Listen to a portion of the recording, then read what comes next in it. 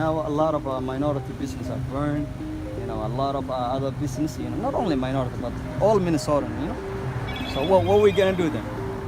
The city is losing, you know, tax money, and now there's less police. You know. Now the police are angry too. You know. So then. We have Michael Tracey with us. He's a freelance journalist who's been covering a lot of sort of what's happening on the ground and some of the aftermath of places that have seen large demonstrations, but also some amount of rioting, arson, so on and so forth. Michael, talk to us a little bit more about that. Like, what was the response from people who owned some of these places, who saw some of this happen? They're devastated. They're sad. They're angry. Their livelihoods have been destroyed. You know, I was talking to a guy just on the street who was saying he's he's angry still because the place where he would go to normally get basic amenities like even toilet paper, he said, he can't go anymore. I'm mad because I can't even, go shopping. I can't even buy no toilet paper. Where would you ordinarily go that you can't go now? Cub Foods. Cub Foods. I go there for my food, everything. Toilet paper, soap, everything. Now we got to get everything from the church. My question is, like, where is the national quote unquote conversation about any of this? I remember that initial sort of weekend or week of rioting, you had a lot of left media activist types like, oh, insurance will cover it. These are just the big corporate stores that are being looted and destroyed.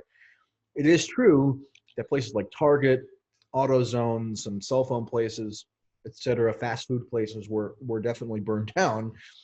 But you got to bear in mind that, like, if you're running a metro PCS in a relatively impoverished urban neighborhood, often you're like you're a franchisee or something, and so there's probably some insurance coverage there. But it's not like these people could just like restore their entire lives overnight because of insurance. I mean, it's a long, complicated, arduous process.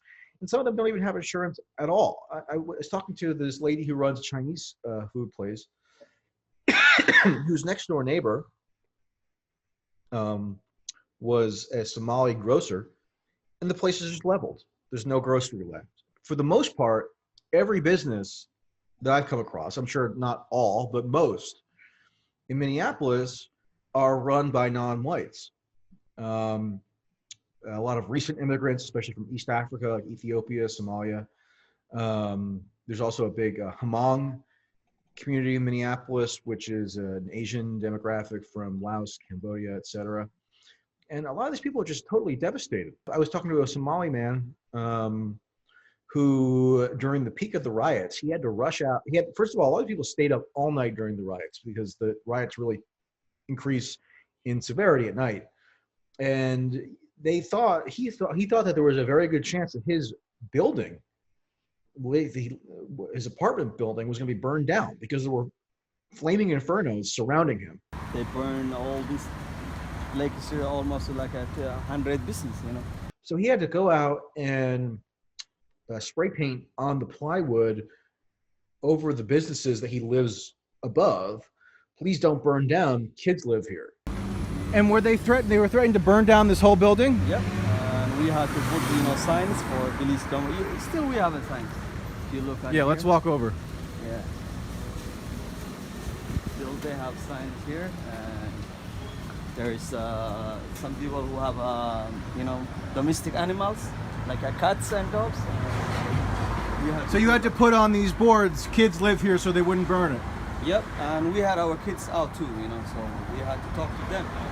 So, and the kids were outside? Yep. Yeah. Were they scared, or what was? They were scared to death. If you would look at the coverage of the riots and the protests from like the BBC or even the Times of London, foreign press, they would frame it as race riots. And that just didn't seem accurate to me. It seemed like a lot of the chief instigators of much of the destructive activity were white activists acting from some kind of ideological motive. So there were a lot of white people doing the rioting as well. The night that it happened, the burning, most of the people were white. There were more white people than blacks. And another thing is, interestingly, that when you talk to, I remember when the New York Times op-ed came out by Tom Cotton saying send to the military, and you had a staff revolt within the New York Times where they were saying that this op-ed endangered the journalists there of color. The idea was that dispatching the military to put down any of this unrest would be a severe encroachment on the rights of protesters or whomever. And yet, across the board, in every city that I've been to, where there were severe rioting, so New York, Philadelphia, Milwaukee, Chicago, Minneapolis, every Black person I've spoken to who isn't an activist was supportive, vocally and enthusiastically, of the National Guard being in their neighborhoods. Oh, the people acted real good, you know what I'm saying? They was happy that the military was here. They was happy. How did you feel about it? I felt good.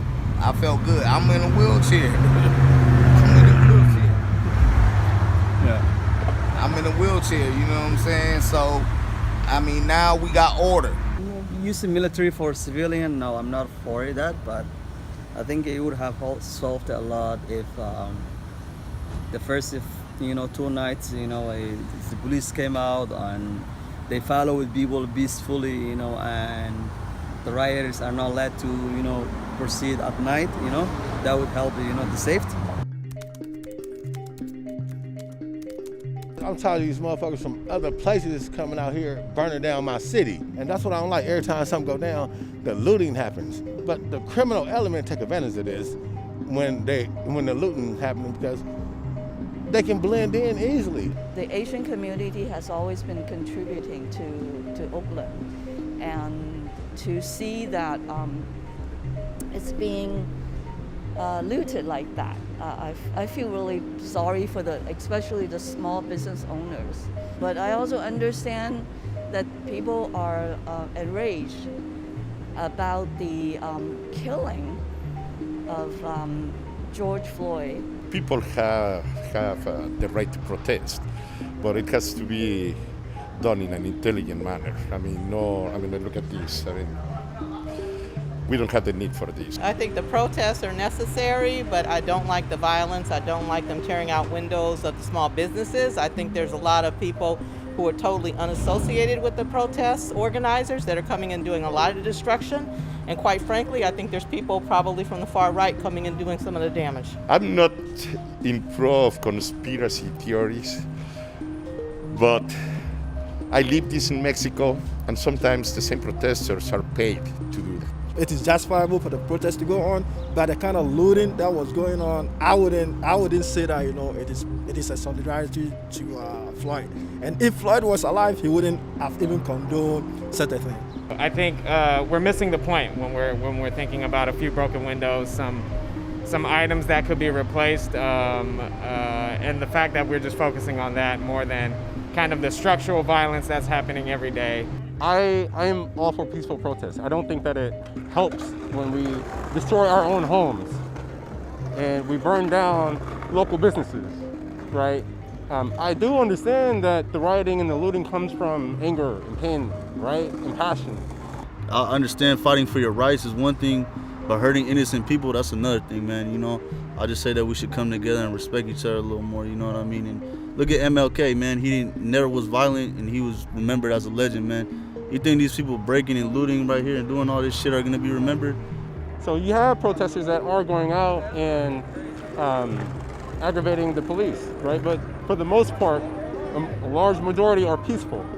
And it's been proven that within the peaceful marches, there are so-called plants. So a lot of people that have been either arrested or been confronted by the community that are doing these things have already been confirmed and identified as either having like white supremacist roots or being tied to anarchist groups, Antifa and so forth. So I think you have different demographics out there. You have the people, who are angry about this situation. And then I think you have certain groups, maybe certain hate groups that are out there too. Antifa and all that shit, you know what I mean? I think it's different demographics going on at these protests, you know what I mean? We gotta be better than what they think we are, man. You know what I mean? We can't be no spectacle, we can't be no stereotype. We just gotta come together, love each other and respect each other, man, you know what I mean? That's how I feel, brother.